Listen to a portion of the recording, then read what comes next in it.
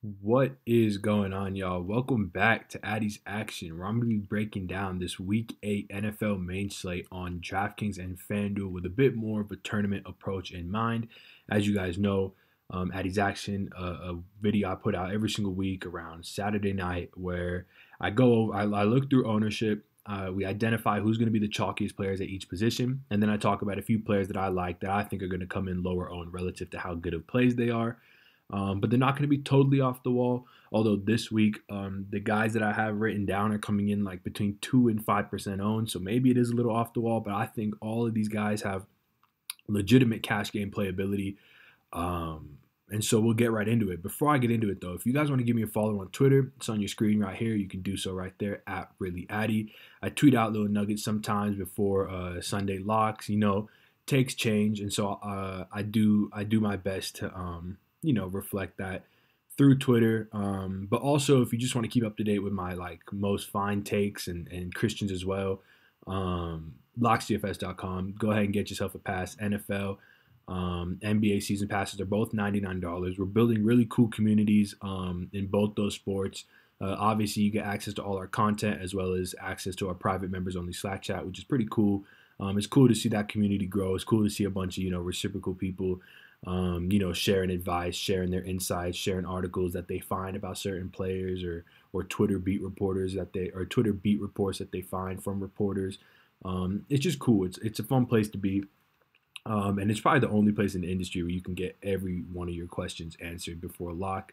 Guaranteed, because Christian and I are in there pretty much all day, every day, but always before lock, answering all your guys' questions. So if you want to do that, feel free. And yeah, if you want to be entered into winning a free season pass, all you gotta do is leave a like, leave a comment, make sure you're subscribed. And yeah, you'll be entered into winning that. We announced the winner of those free season passes on our Thursday Night Football Showdown video that comes out on Wednesday. So be on the lookout for that. All you gotta do is leave a like, leave a comment, and I'll pick one of you for a free season pass. So with that being said, let's do a quick lineup review of our Week 7 lineup before we get into Week 8. This was my Week 7 lineup. This is a $250 double up. Obviously missed cash in this by about 12 points. Wasn't a full loss on the slate. Was able to recoup quite a bit of my head-to-head. So got about 65-ish% of my entry fees back, which was cool on a slate that I did miss double ups. But this was the team. I definitely had a few of the players that I talked about in last week's video. Derrick Henry was the cover boy. I felt like he could have had a little bit of a bigger game, but I'm glad he got that touchdown at the end to salvage. Did decent. And DK Metcalf, another player that I talked about in the video that I was really high on. He did all right, 8.3. Maybe a little. He had a little bit of upside for more if he didn't fumble on the first reception of that garbage time drive to end the game. But you can't really pick and choose here. Just a few mistakes made, like maybe Mark Andrews. I know 40% of us all made the same mistake, but Mark Andrews over Darren Waller was probably some bad process, although Mark Andrews did drop a wide open touchdown and like 2 or 3 other balls, really catchable balls. Devontae Freeman obviously got ejected. That didn't help. But yeah, so this was the team. But that's what I'm talking about. Derrick Henry, DK Metcalf, those are GPP plays. But anytime I can play those two guys at 10% combined ownership in the matchups that they were in last week, I'm going to do that every single time. And so the plays that I talk about in this video are certainly cash game playable as well, even though it didn't work out for me in this game or in this slate. It wasn't necessarily at either of those guys' fault. They both did all right. So yeah, with that being said, let's jump into this main slate because I'm excited about this week of NFL. It's really fun. I kind of say that about every single week, but it's just the truth, man. NFL is so fun, and it's been good for us. So it's just like, why not? These videos are fun to make. But so as you guys know, we usually go over the chalkiest players at each position before I get into the plays that I like. So let's start at quarterback. Chalkiest right now, I'm seeing Deshaun Watson. Obviously, that makes a ton of sense. After that is Matthew Stafford, Josh Allen, Russell Wilson, Ryan Tannehill, Jared Goff. And we're getting really thin right here. Those top 4 guys are really dominating the chalk. But then it's Matt Ryan, Kyler Murray. I'm assuming since Drew Brees is playing, he's going to pop up fairly or decently highly owned in this good draw. But The Saints quarterback after that, and then Jameis Winston. And still no mention of the quarterback that I'm interested in, and that's going to be Daniel Jones at 5,800. I'm really interested in this game as a whole. I guess first we'll start with Vegas. Vegas does like the over in this game, 57% of bets on the over, and it's moved up from where it opened at 48.5 to 50. That's a pretty sizable move, 1.5 points on the over. A decent amount of line movement coming in on the Giants, 51% of bets, yet they've gone from +7 to +6.5. You don't really see that too often with rookie quarterbacks on the road. So I think there is some merit here to this line movement, and I totally buy in on it. I mean, Daniel Jones isn't just he's in a smash spot. If it was any quarterback but Daniel Jones, I think this QB spot versus Detroit would really be talked about. I think it's going to be an exploitable spot all season. We saw Kirk Cousins have a 4-touchdown game versus them last week. But, Darius Slay still out. Snacks Harrison, I believe, is questionable for this one. That definitely affects their run game more, but still one of their key defenders. And him being out will help them just move the ball better through Saquon Barkley, which will give Daniel Jones more red zone opportunities and just an easier time offensively. They also traded their second-best cornerback, Quandre Diggs, to Seattle to help bolster. Good trade for Seattle, helps bolster their secondary, which was a hole for them. But it's just a banged-up Lions team. Missing both their top cornerbacks. The New York Giants run at the 8th highest. I can show you guys, actually. If we go here to Football Outsiders and go look at pace, we see that the Giants have the 8th highest seconds per play in neutral situations. And then the Detroit, who's kind of perceived as like this slow team, not so much. 12th highest situation neutral seconds per play. So this game is shaping up like it could be a shootout on that four-field turf. And I'm interested in a lot of this. I think a real interesting key here when looking at this is that the reason Daniel Jones has been so bad is that, I got my notes here, which is what I'm looking at, by the way. The reason Daniel Jones has been so bad is that this Giants offensive line, I don't know if you guys remember earlier in the year, but they were ranked in the top 10 as far as adjusted sack rate. And since they've dropped all the way down to 21st with a 7.5 adjusted sack rate, giving up 20 sacks, and that's been his issue. And for rookie quarterbacks, we saw Sam Darnold. He's not a rookie, but he's a young quarterback. Pressure just wrecks young quarterbacks. But the good news on that is that Detroit ranks 27th overall in adjusted sack rate. In addition to that, they rank 30th in sack rate at 40% and 31st in quarterback hit rate at 10%. So it's not like we're going to have to worry about too much pressure, even with Daniel Jones behind a pretty bad offensive line. I like that Saquon Barkley, second week back, he looks a little bit healthier, or you anticipate that he would look a little bit healthier. Same goes for Evan Ingram. I just like these guys sort of getting back in the rotation. And on the flip side of this, what sort of caters to this game turning into a shootout is that Kerryon Johnson is out. And when Kerryon Johnson left the game, the Detroit Lions had a 65% situation neutral pass rate, which is the highest they've had all season, up from 58% was their next high. So I think we're going to see Detroit rely on Matt Stafford's arm a bit more, which will sort of lean this game towards being a shootout as opposed to Detroit just running the ball on this bad Giants run defense and just sort of controlling the clock. Certainly they could do that, but I don't think Ty Johnson's a guy that they just want to beat in between the tackles like they kind of do with Kerryon. And J.D. McKissic's obviously our other running back, and he's more of a pass catcher as well. So could see a lot of passes thrown in this game and could see a lot of points being put up. I do like the over in this game. Maybe 50 is a good line for it. 48.5, if you start getting that anywhere, I would smash that. But even 50 is not too bad. I think I might bet the over on that as well. So Daniel Jones is going to be the Addy's Action quarterback this week. And now let's move on to running back. So let's talk about the chalkier players. We got Chase Edmunds coming in as the chalkiest running back, assuming that David Johnson will miss this game is what these ownerships are. Even in the case of that, I just don't know how interested I am in him as the highest on running back on the slate. Just a super tough matchup. They're 2 touchdown dogs on the road at New Orleans, who have one of the best run defenses in the league the past 2 years. This year is no different. I think a guy like Marlon Mack right underneath him makes a lot more sense versus Denver than Chase Edmonds would. But I mean, hey, it could still work out for those who play him.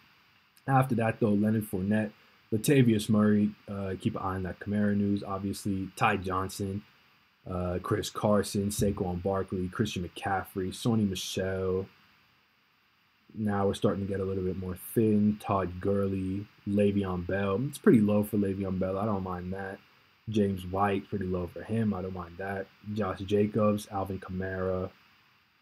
Obviously, that'll go up if he's healthy and on a full snap count. Eckler. And we still haven't reached my running back. And this part shocked me because this is a running back that when I first opened the slate and started like sifting through it, he was sort of the first guy that caught my eye. And to see him not generate sort of any ownership, and here we are Saturday night, 12 hours before kickoff, surprised me. And that's Tevin Coleman at 5K.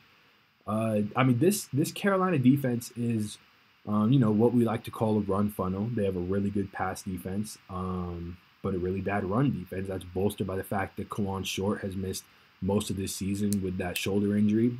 This week is no different. He's out this week. And it kind of it plays into the hands of this 49ers offense that would prefer to run the ball. I mean, we saw Jimmy Garoppolo throw the ball, I think less than 20 times last week. Something like that. Let's pull that up, actually.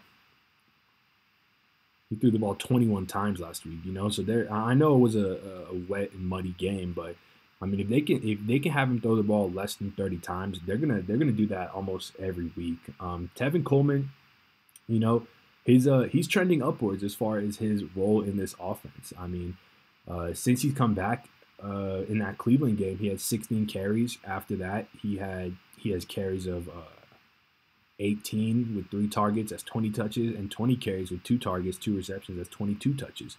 For 5K in a run funnel spot, that makes a lot of sense. Matt Breida got a little bit nicked up in the middle of that last game, but Jeff Wilson still got a few of his touches. So more so than anything, it's starting to look like a 2-man backfield, and Tevin Coleman is sort of leading the way on this. He leads them in snaps, he leads them in rushing attempts, he leads them in routes per drop back. And he's in a good spot. He's a home favorite with a pretty big team total. His defense should put him in pretty optimal situations, pretty decent field position. I mean, they're 5-point home favorites. Makes a lot of sense. And I just anticipate a lot of success for the San Francisco running game. And Tevin Coleman leads the charge. He leads them in red zone carries, 15-1 over Matt Breida. So he's the unquestioned red zone back. So his touchdown equity is as high as it could be. And he's really similar to a guy like Sony Michel here, who's, coming in at 2 or 3 times the ownership of him. And I think for that price, I'd rather just take Tevin Coleman. So, or I should say for that ownership difference, I'd rather just take Tevin Coleman. So really high on him as my Addy Jackson running back of the week. So let's move on to wide receiver. So let's start with the ownership. Highest owned wide receiver right now, Kenny Stills. Makes a ton of sense. Not going to argue with you there. Mike Williams makes a ton of sense as well. DeAndre Hopkins, Michael Thomas, the top 2 dogs. Then Kiki Cutie after that. A.J. Brown, Corey Davis, the Tennessee guys.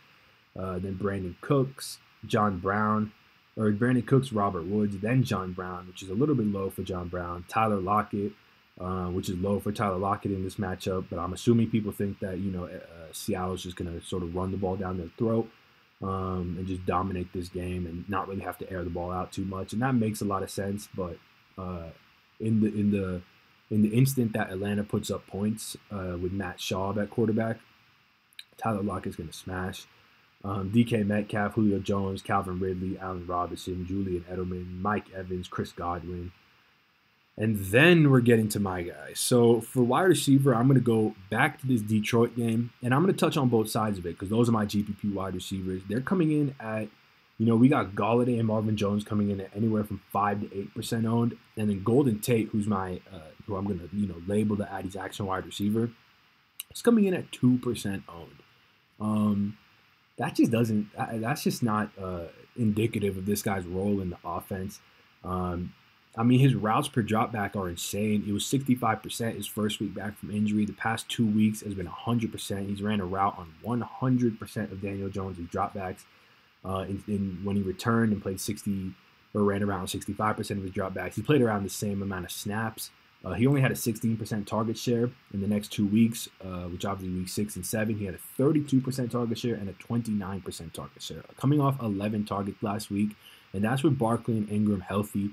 And I don't think Barkley and Ingram getting healthy hurts him necessarily as much as Shepard getting healthy would. Shepard getting healthy would directly take wide receiver targets away from Golden Tate. But Ingram and Barkley getting healthy, while they do take targets and looks away from Golden Tate, they also take coverage away from Golden Tate. You can't just zero in on him. You have to account for Saquon more so than anybody else in this offense. And then second, you have to account for Evan Ingram. So that leaves Golden Tate as the guy getting, as of now, the highest target share from Daniel Jones, but arguably the least amount of defensive attention. They're also going to be missing, as I mentioned, Quandre Diggs and Darius Slay. So he's going to be running majority of his routes at a bunch of backup cornerbacks. He runs 86% of his routes in the slot. And slot cornerback for the Lions, Justin Coleman, has allowed 5 touchdowns on the year, which is a league high.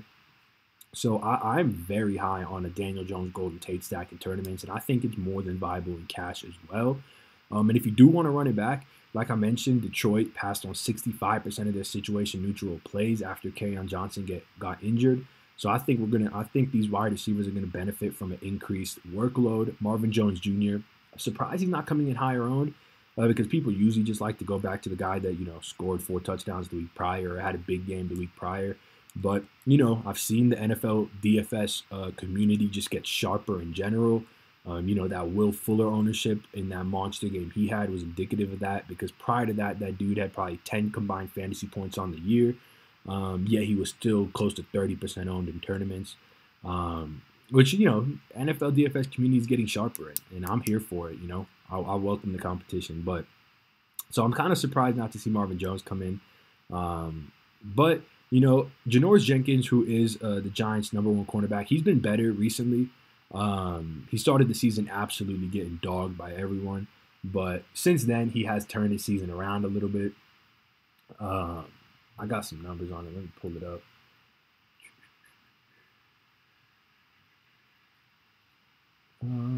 Okay, so he's allowed completions on 6 of 16 targets, 75 yards, not a single touchdown, and that's over the last month, the last 4 games. But still, Galladay's 7th in the league in air yards. He's coming off 2 targets last week.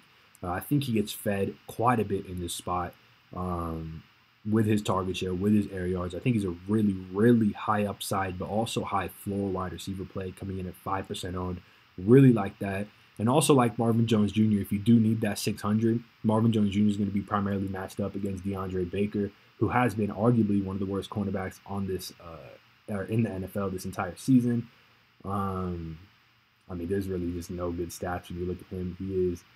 He's given up 409 yards, 3 touchdowns on 33 targets. Just all bad numbers, honestly. So I'm interested. I think this game could shoot out. And so I'm gonna have pieces of both of this game. I mentioned Ty Johnson's coming in fairly chalky, so both these wide receivers make for decent leverage pivots off of him as well. The Detroit guys, I should say. In the event that Matt Stafford drops back 50 times this game or 40 plus times this game, they don't really care to run the ball too much. So yeah, that'll do it for wide receiver. Let's move on to tight end.